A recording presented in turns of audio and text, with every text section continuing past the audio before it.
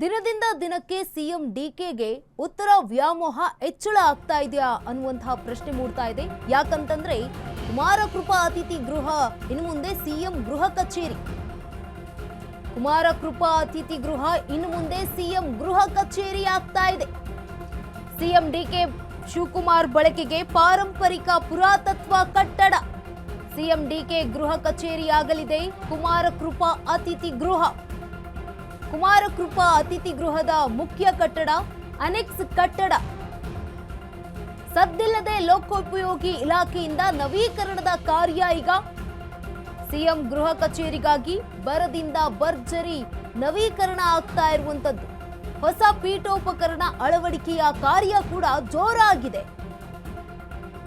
ಹೊಸ ಎಸಿ, ಹೊಸ ಬೃಹತ್ ಟಿವಿಯನ್ನ ಅಳವಡಿಕೆ ಮಾಡಲಾಗಿದೆ. ಗೃಹ ಕಚೇರಿಗೂ ಉತ್ತರ ಬಾಗಿಲಿನಿಂದಲೇ ಸಿಎಂ ಡಿಕೆ ಎಂಟ್ರಿಯನ್ನ ಕೊಡಲಿದ್ದಾರೆ. ಪೂರ್ವ ದಿಕ್ಕಿನಲ್ಲಿದ್ದಂತಹ ಕುಮಾರಕೃಪಾ ಅತಿಥಿ ಗೃಹದ ಮುಖ್ಯ ದ್ವಾರ ಈಗ ಉತ್ತರದ ಬಾಗಿಲಿನ ಮೂಲಕವೇ ಓಡಾಡೋದಕ್ಕೆ ಅವಕಾಶ ಆಗಿರುವಂತದ್ದು. ಉತ್ತರಾಭಿಮುಖವಾಗಿ ಸಿಎಂ ಪ್ರಮಾಣ ವಚನ ಸ್ವೀಕಾರ ಮಾಡಿದ್ರು ಡಿಕೆ. ಉತ್ತರ ದಿಕ್ಕಿಗೆ ಬಾಗಿಲಿನ ಮೂಲಕವೇ ವಿಧಾನಸೌಧ ಪ್ರವೇಶವನ್ನ ಕೂಡ ಮಾಡಿದ್ರು. ದಿನದಿಂದ ದಿನಕ್ಕೆ ಸಿಎಂ ಡಿಕೆ ಉತ್ತರ ವ್ಯಾಮೋಹ ಹೆಚ್ಚಳ ಆಗ್ತಾ ಇದೆಯಾ? ಕುಮಾರಕೃಪಾ ಅತಿಥಿ ಗೃಹ ಇನ್ನು ಮುಂದೆ ಸಿಎಂ ಗೃಹ ಕಚೇರಿ. ಸಿಎಂ ಡಿಕೆ ಶಿವಕುಮಾರ್ ಬಳಕೆಗೆ ಪಾರಂಪರಿಕ ಪುರಾತತ್ವ ಕಟ್ಟಡ. ಸಿಎಂ ಡಿಕೆ ಗೃಹ ಕಚೇರಿಯಾಗಲಿದೆ ಕುಮಾರಕೃಪಾ ಅತಿಥಿ ಗೃಹ.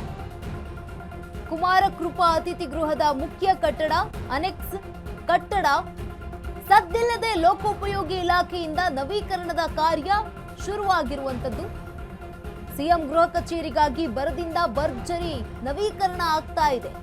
ಹೊಸ ಪೀಠೋಪಕರಣ ಅಳವಡಿಕೆಯ ಕಾರ್ಯ ಕೂಡ ಜೋರಾಗಿದೆಯಂತೆ.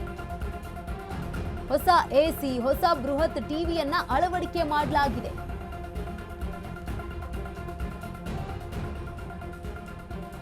ಗೃಹ ಕಚೇರಿಗೂ ಉತ್ತರ ಬಾಗಿಲಿನಿಂದಲೇ ಕೂಡ ಸಿಎಂ ಡಿಕೆ ಶಿವಕುಮಾರ್ ಅವರು ಎಂಟ್ರಿಯನ್ನ ಕೊಡ್ತಾರೆ. ಉತ್ತರ ಪೂರ್ವ ದಿಕ್ಕಿನಲ್ಲಿದ್ದಂತಹ ಕುಮಾರಕೃಪಾ ಅತಿಥಿ ಗೃಹದ ಮುಖ್ಯ ದ್ವಾರ ಈಗ ಉತ್ತರದ ಬಾಗಿಲಿನ ಮೂಲಕವೇ ಅವರು ಓಡಾಡೋದಕ್ಕೆ ಅವಕಾಶ ಮಾಡಿಕೊಂಡಿದ್ದಾರಂತೆ. ಉತ್ತರಾಭಿಮುಖವಾಗಿ ಸಿಎಂ ಪ್ರಮಾಣ ವಚನ ಸ್ವೀಕಾರ ಮಾಡಿದ್ರು ಡಿಕೆ ಶಿವಕುಮಾರ್ ಅವರು. ಇದೀಗ ಉತ್ತರ ದಿಕ್ಕಿನ ಬಾಗಿಲಿನ ಮೂಲಕವೇ ವಿಧಾನಸೌಧವನ್ನ ಕೂಡ ಪ್ರವೇಶ ಮಾಡಿದ್ರು.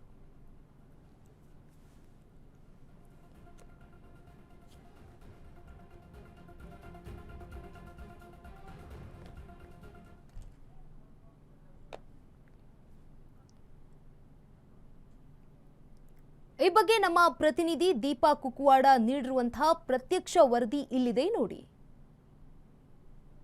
ಡಿಕೆ ಶಿವಕುಮಾರ್ ಅವರು ಸಿಎಂ ಆಗ್ತಾರೆ ಅನ್ನುವಂತಹದ್ದು ಅಥವಾ ಆದ ಬಳಿಕ ಒಂದಿಷ್ಟು ಶಾಸ್ತ್ರಗಳನ್ನ ಎಲ್ಲಾ ಕಡೆಗಳಲ್ಲೂ ನೋಡುವುದನ್ನ ಜೋರು ಮಾಡ್ಕೊಂಡಿದ್ದಾರೆ, ಅಂದ್ರೆ ಹೆಚ್ಚು ಮಾಡ್ಕೊಂಡಿದ್ದಾರೆ.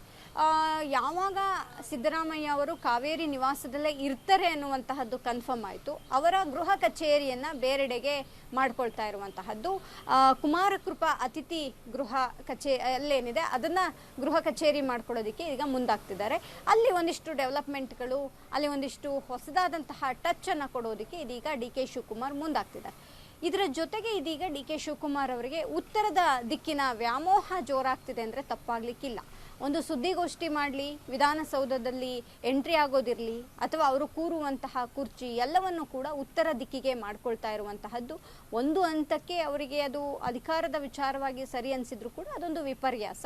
ಇಲ್ಲೂ ಕೂಡ ಅಂದರೆ ಕುಮಾರಕೃಪಾ ಅತಿಥಿ ಗೃಹದಲ್ಲೂ ಕೂಡ ಅವರು ಉತ್ತರ ದಿಕ್ಕಿನಿಂದಲೇ ಓಡಾಡಬೇಕು ಅನ್ನುವಂಥ ನಿಟ್ಟಿನಲ್ಲಿ ಒಂದಿಷ್ಟು ರಿನೋವೇಷನ್ ಕಾರ್ಯಗಳು ಮುಂದುವರೆದಿದೆ. ನಾನಿದೀಗ ಕುಮಾರಕೃಪಾ ಅತಿಥಿ ಗೃಹದಲ್ಲಿದ್ದೀನಿ. ಇಲ್ಲಿ 2 ಬಾಗಿಲಿವೆ ಉತ್ತರ ದಿಕ್ಕಿಗೆ ಹೋಗೋದಿಕ್ಕೆ. ಒಂದು ಹಿಂದೆ ಅಂದರೆ ಅತಿಥಿ ಗೃಹದ ಒಳಗಡೆ ಕಾರ್ ಪಾರ್ಕಿಂಗ್ ಏನಿತ್ತು ಆ ಏರಿಯಾದ ಮುಖಾಂತರ ಒಳಗೋಗ್ತಾರೋ, ಅಥವಾ ಇಲ್ಲಿ ಇನ್ನೊಂದು ಬಾಗಿಲಿದೆ, ಅದು ಸ್ವಲ್ಪ ಆಂಟಿಕ್ ಇದರಲ್ಲೇ ಇರೋದ್ರಿಂದ ಈ ಬಾಗಿಲಿಂದ ಒಳಗೆ ಹೋಗ್ತಾರ ಅನ್ನುವಂತಹದ್ದು ಸಹಜ ಕುತೂಹಲ. ಆದರೆ 2ರಲ್ಲಂತೂ ಒಂದು ಬಾಗಿಲಿಂದ ಅವರು ಇಲ್ಲಿಯೇ ಹೋಗ್ತಾರೆ ಅನ್ನುವಂಥದ್ದು. ಇದರ ಜೊತೆಗೆ ಇಲ್ಲಿ ಕಾರ್ ಪಾರ್ಕಿಂಗ್ ವ್ಯವಸ್ಥೆಗೆ ಅಂತೇಳಿ ಏನು ಶೆಡ್ಡನ್ನು ಹಾಕಲಾಗಿತ್ತು, ಒಂದು ಫೆನ್ಸಿಂಗನ್ನು ಮಾಡಲಾಗಿತ್ತು, ಅದೆಲ್ಲವನ್ನು ಕೂಡ ಇದೀಗ ಡೆಮಾಲಿಷನ್ ಮಾಡಿ ಇಲ್ಲಿ ಒಂದಿಷ್ಟು ಬೇರೆ ರೀತಿಯ ರೀತಿಯ ಅವರ ಗೃಹ ಕಚೇರಿಗೆ ಬೇಕಾದಂತಹ ರೀತಿಯಲ್ಲಿ ಅದಕ್ಕೊಂದು ಟಚ್ ಕೊಡೋದಕ್ಕೆ ಇದೀಗ ಇಲ್ಲೆಲ್ಲವನ್ನು ಕೂಡ ಮರ ಗಿಡಗಳು ಅಕ್ಕಪಕ್ಕ ಏನಿತ್ತು ಆ ಫೆನ್ಸಿಂಗ್ ಏನಿತ್ತು ಅದೆಲ್ಲವನ್ನು ಕೂಡ ರಿನೋವೇಷನ್ ಮಾಡೋದಕ್ಕೆ ಇದೀಗ ಎಲ್ಲವನ್ನು ಕೂಡ ತೆಗೆದಾಕಿರುವಂತಹದ್ದು.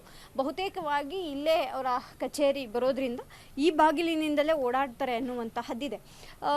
ಇದರ ಜೊತೆಗೆ ಇಲ್ಲಿ ಒಂದಿಷ್ಟು ಸರಿಯಾದ ರೀತಿಯಾದಂತಹ ವ್ಯವಸ್ಥೆ, ಅವರ ಕಾರ್ ಪಾರ್ಕಿಂಗ್ ಆಗಿರ್ಬೋದು ಅಥವಾ ಬಂದವರಿಗೆ ಇಲ್ಲಿ ಬರುವಂತಹ ಜನರಿಗೆ ಒಂದಿಷ್ಟು ವ್ಯವಸ್ಥೆಗಳನ್ನ ಕೂರೋದಕ್ಕೆ ನಿಲ್ಲೋದಕ್ಕೆ ಅಥವಾ ಅವರಿಗೆ ಒಂದು ನೀರಿನ ವ್ಯವಸ್ಥೆ ಆ ರೀತಿ ಮಾಡೋದಕ್ಕೆ ಏನಾದರೂ ಈ ಜಾಗನ ಕ್ಲೀನ್ ಮಾಡಿಸ್ತಿದ್ದಾರೋ ಗೊತ್ತಿಲ್ಲ. ಆದರೆ ಬಹುತೇಕವಾಗಿ ಇಲ್ಲಿ ಎಲ್ಲ ಗೌರ್ಮೆಂಟ್ ಕಾರ್ಗಳು ಅಂದರೆ ಬೇರೆ ಬೇರೆ ಅದು ಮಾಜಿ ಪ್ರಧಾನಿ ದೇವೇಗೌಡರ ಕಾರ್ ಆಗಿರ್ಬೋದು, ಉಳಿದಂತೆ ಎಲ್ಲರ ಕಾರ್ಗಳು ಕೂಡ ಇಲ್ಲೇ ನಿಲ್ತಾ ಇತ್ತು.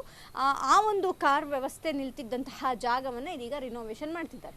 ಇದರ ಜೊತೆಗೆ ಬಹಳ ಕುತೂಹಲಕಾರಿ ಆಗ್ತಾ ಇರುವಂತಹದ್ದು ಈ ಎರಡು ಸಿಮೆಂಟ್ ಪಿಲ್ಲರ್ಗಳು.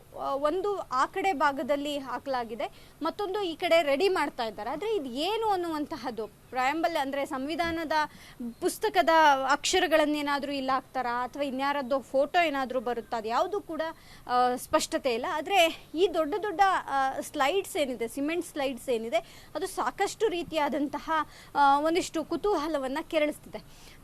KK ಗೆಸ್ಟ್ ಹೌಸ್ ಅಂದರೆ ಕುಮಾರ ಕೃಪಾ ಅತಿಥಿ ಗೃಹ ಅಂತ ಬಂದಾಗ ಸಹಜವಾಗಿ ಅದರ ಎಂಟ್ರಿ ಈ ಭಾಗದಲ್ಲೇ ಇತ್ತು. ಅಂದರೆ ಎಲ್ಲರೂ ಕೂಡ ಓಡಾಡ್ತಿದ್ದಂತಹದ್ದು. ಇದೊಂದು ಆಂಟಿಕ್ ಬ್ರಿಟಿಷರ್ ಕಾಲದ ಒಂದು ಬಿಲ್ಡಿಂಗ್ ಆಗಿದ್ರಿಂದ ಸಹಜವಾಗಿ ಈ ಒಂದು ಬಿಲ್ಡಿಂಗ್ ಗಮನ ಸೆಳೀತಿದ್ರ ಜೊತೆಗೆ ಎಲ್ಲರೂ ಕೂಡ ಇದೇ ಬಾಗ್ಲ ಮುಖಾಂತರ ಓಡಾಡ್ತಿದ್ರು.